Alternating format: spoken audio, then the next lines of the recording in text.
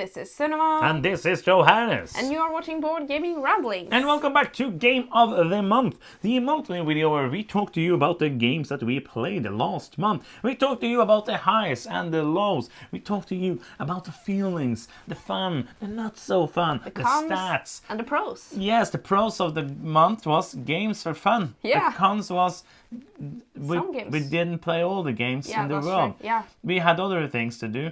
But yeah, we're going to speak a little bit about the month, how it was, what we played. And then we're going to do our top three. We're going to do our biggest surprise, biggest letdown, and most fun experience. Yeah. All of those things. So yeah. Stay tuned. Stay tuned. We're going to start now. How was January? Welcome, Sunniva. What did you feel about January as a board game month? I felt it was good. Yes. We had like an ambition to do a lot of reviews or something. You had. Yes. You had an ambition to do that.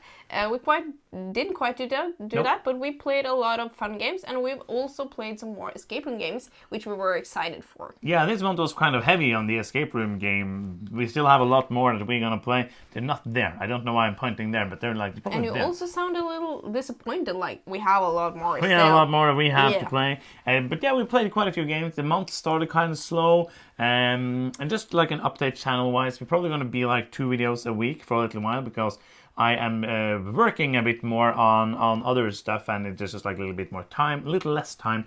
But we're trying to do 2 at least, and I'm doing some traveling, so it's a bit more stuff like that. But yeah, I felt like January was fun. I agree. So let's get into it, starting with the stats. In January, we played 53 plays. Versus 59 in December. We played 30 different games. And we played 25 different in December. We played 20 games that were new to us. And that's more than in December, which was only 14. Yeah, and before that was like 60 or something. So Yeah. and we played 55 hours. Versus 47 in December. So we played more, but because many of those hours are escape room hours, it didn't feel like we did so much like board gaming, you know? Yeah, I agree. So it felt a little bit less than normal, less than December. But obviously we're not going to reach the highs of September, October, November. No, that's probably the not holy grail until of board September, gaming. October, November. Yeah. So, the most important thing, who did win the most times? Because winning, it's not really the most important thing, but it's a fun fact, a fun stat. It's not a fun fact. Winning is fun, a fun fact. So, how many times did you win? I won 29 times. And I won 29 times. It's a tie! Yay! Like a tie. Like you. Yes, no, that's It's not fun. not about time, but it's a tie. Okay, let's... We are doing the list of the games. Yes. I understand it now. It's a tie. Yeah. We are going to do listing up all the games that we played, and then we're going to go into the most fun and most horrible experience. Most fun. I'm like teasing, like, this is coming up in 2 minutes. You will find out what was Sunniva's and Johannes' most favorite game of the month. But first, here's a random list of games that we played. They're gonna pop up on the screen in a fantastic edited way. The best editing you have ever seen. And now we go. We played Key Enigma Calling Card. Racing Robots, Amalfi Renaissance. Wish You Were Here, Sagrada Artisans. Kinfire Chronicles, Quicksand. Inferno, Wormspan. Space Agency, Sango the First Empire. Cusco, The Artemis Odyssey. The Fox Experiment, Age of Comics, The Golden Years. Perspectives. Key Enigma Kali Nasu. We played French Quarter, Mille Fiori. Adrift, A Puzzle Tale, Unlock Short Adventures, Secret of the Octopus. Unlock Short Adventures in Pursuit of Cobra Khan, Unlock Short Adventures, The Fight of the Angel. Match of the Century, Cafe. Dracula vs. Van Helsing, Hard to Get. and Wavelength. Yes. So of those, there was like 1, 2, 3, 4, 5, 6, 7 of those were escape room games. Yeah. And when we played 30 games, when like 3 of them were like Unlock Short Adventure was like 20 minutes long, or like 30. So, you know, it wasn't the longest games. I think like the Wish You Were Here, which was like just like some postcards that we had for many years. We opened them when we got it, and we didn't understand anything. No, and we opened them again now, and we didn't understand anything. It felt like that was a hard one. Yeah, I'm gonna say like if you enjoy just like ciphers and just finding out, understanding the logical thing about, okay, so why is this here? How is this going to be something? And I think this is going to be fun, but it's very different from other escape room things. Yeah, very hard because Very hard. you don't really know what you're going to, like, what you want to find, or yeah. I have my mobile phone. Oh yeah. And we're going to go I into do too. the Game of the Month stuff, which is first the most fun experience, biggest surprise, and the biggest letdown. So yeah, you know, we have phones in Norway. I know we just talked about that last time, but now we are back with phones and stuff on it. So, do you want to begin with the most fun? Most fun experience was definitely Mulam for me because it brought out so much laughter and just like good vibes. I feel like Lem is a game that it's a fun push your luck game, but it's really Review it. yeah, we will review it. Go see the video. But I had such fun with it, Yeah. and yeah, it is a fun game. Spoiler alert, it's fun, and it's also mine. Yay! It's also my most fun experience. Nice. You can watch the review when it comes out and see what we thought about it more in detail, but I recommend the game. Next up, biggest surprise. I looked at the wrong month, so I was almost saying Dice Matter again. People be like, yay! Woohoo! That's the surprise. Yes. It was the Amalfi Renaissance. It's because it has such a unique way to do your actions. We're also making a review for this one. For this as well. But in this game, it is a worker placement game where you place your boats, but your boats are also your resources. So if you want to like have a lot of resources, you want to do it in like the right order, so you can use the resources you got first, and then you have more actions available to do the actions, like action points, the ships. Yes, and it was very unique to me, really fun. Yeah, I definitely agree. And we're 2 for 2.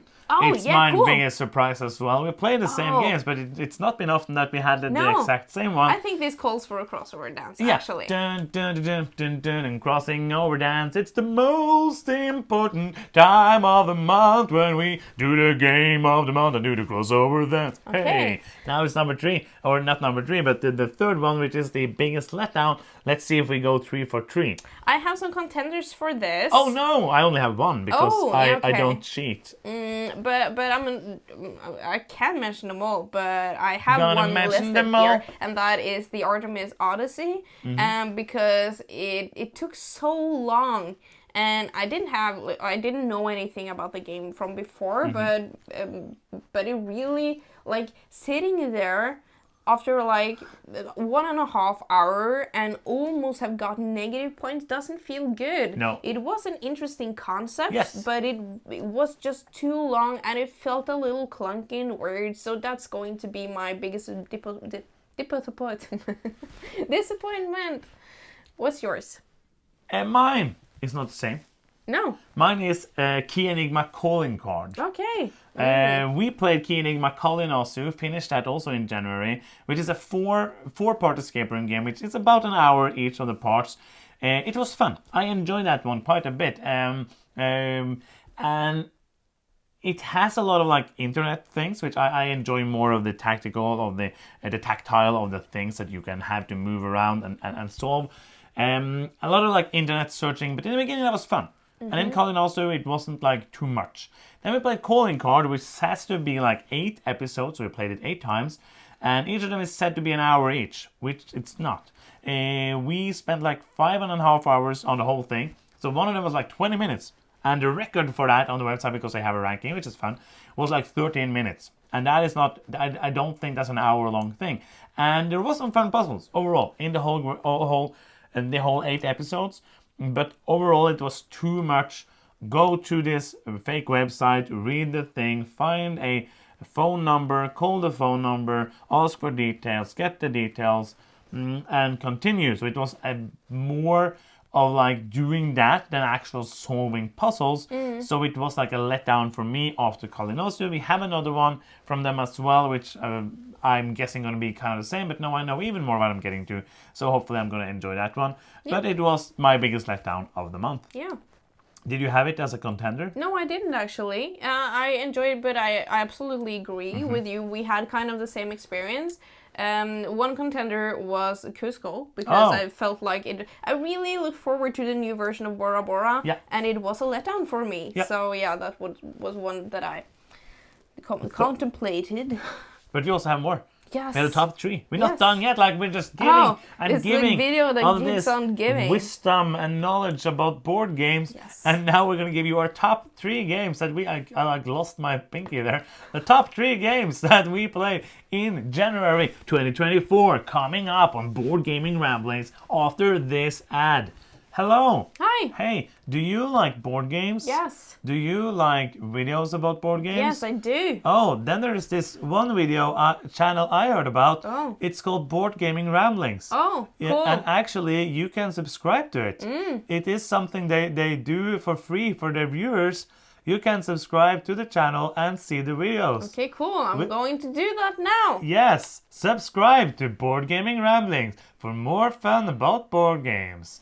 And we're back. Now we're going to do the top 3 board games of January 2024. Yes. Do you want to begin? Yes, my number 3 is Wormspan, which it's the Wingspan, but for me better. I feel like Yes. I like all the tweaks and turns they have taken to improve on Wingspan, we have agreed that we're going to then cull Wingspan out of the collection and Yeah. keep Wormspan instead. We have done a review and playthrough for this, so go watch that. That is true. My number 3 is a prototype of a game called Inferno.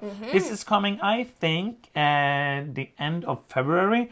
We are going to do a preview, so you're going to go see more in depth about that. It is a game about moving, a soul moving puzzle in hell. You are moving this soul through hell to try to get to the correct place where they want to rest in peace or not peace, because it's hell.